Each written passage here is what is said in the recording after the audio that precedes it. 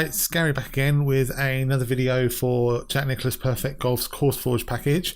I haven't been around for the last week or so, had birthdays and bits and pieces, so this is the first one for about a week. But I just thought I'd just do a really quick video here on basically some design theory for a short par 4 which I've created.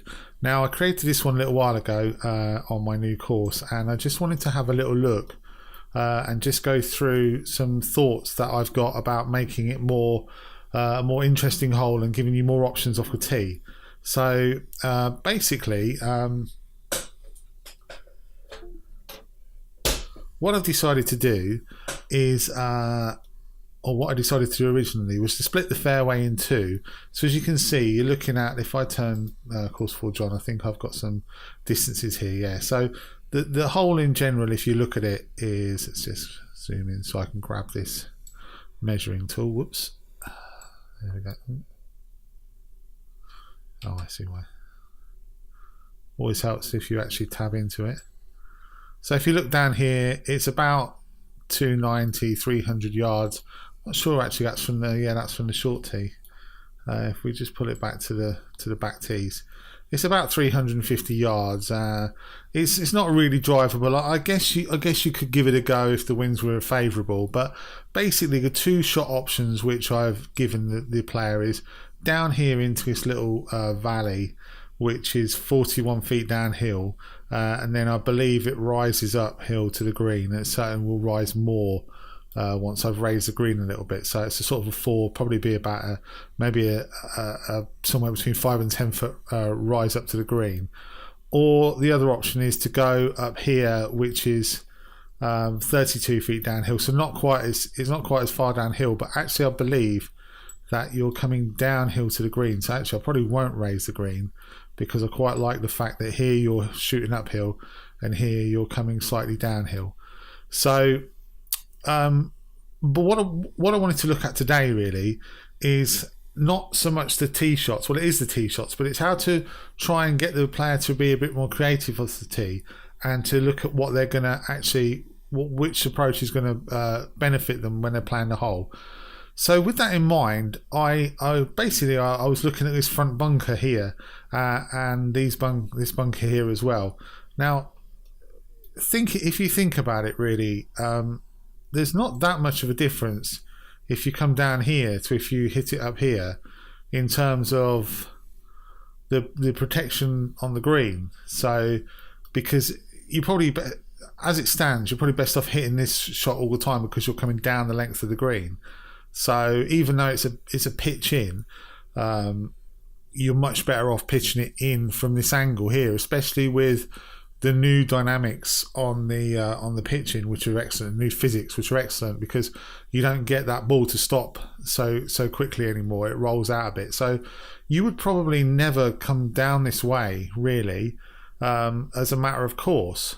So what I'm thinking of doing is removing this front bunker here, because basically what I want to achieve is I want to make it so if I put a pin position that's anywhere on this portion of the green here, it's going to be a much better option coming down here, because you can run it on and you don't have the bunker to come over, so you can run it onto the green. And therefore what I plan to do, or what I was thinking of doing, is putting in a pot bunker here at the front, like quite a large one, something like this. That's the worst pot bunker ever. Sorry about that. Just do that again. Hang on. So putting in a bunker here, or maybe even two smaller bunkers here, because then that way, if I put a pin, so if we get the pin as it stands there, the pin. So if the pin's in this portion of the green, then you're covered by a bunker here. And what I'm planning to do, or what I will do now actually, is put another pot bunker in here. So now basically, in effect, if the pin is this side,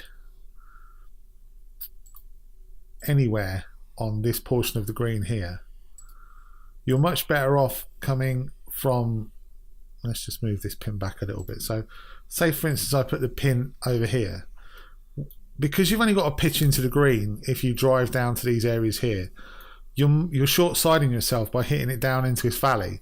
So you're much better off running down the length of the green, so coming up on the high approach and running down the length of the green, rather than short-siding yourself coming up.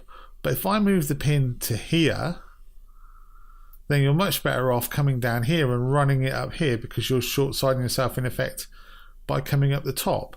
So it was just this was just a really quick video just to show that just a little bit of thought on a short par 4, and you can probably make, like, you would probably approach this hole or see it on the scorecard or look at it and think, well, this is an easy hole. It's only, you know, it's 350 yards.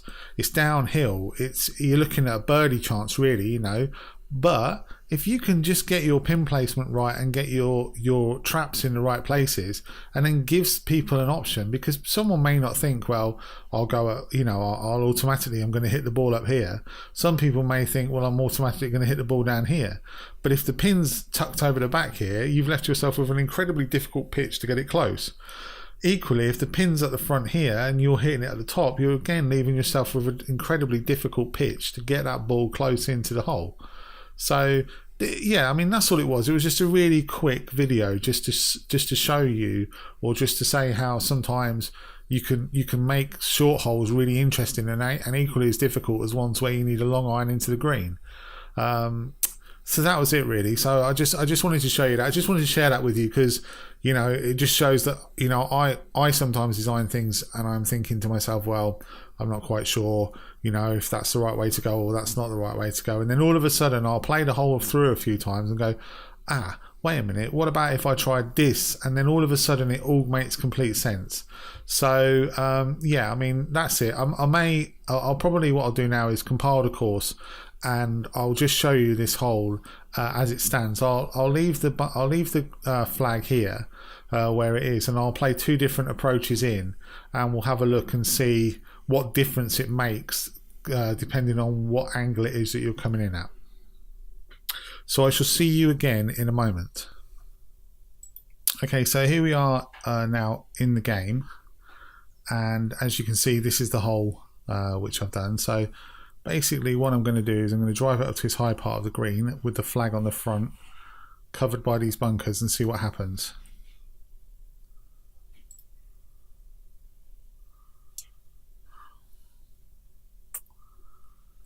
So that's probably going to go roughly where I want it to be, and yeah, hopefully it'll avoid that bunker yet. So that's roughly where you're going to be driving it into, this area here. And so as you can see, if you look over now, you've got what's probably quite a tricky chip with these 2 front bunkers in play. So let's have a look. It's probably a little bit too hard, but because I've short-sided myself, I haven't given myself any green to work with there. So that's what there we are with it, the one approach. So now if I go back and play this hole again, and instead of playing the high side, come down the low side here and try and get it on the fairway.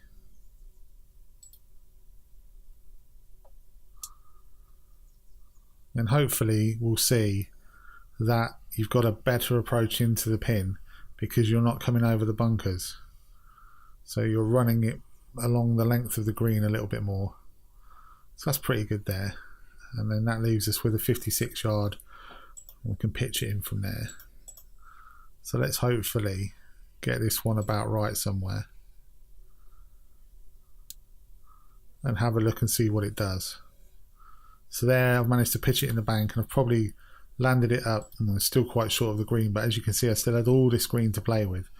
So then you can see that maybe just changing your approach of where you put your traps on a short par 4 can actually make it a lot more tricky. So anyway, thanks for watching this one, and hopefully I'll be back again shortly with another one. Okay, thanks for now. Bye.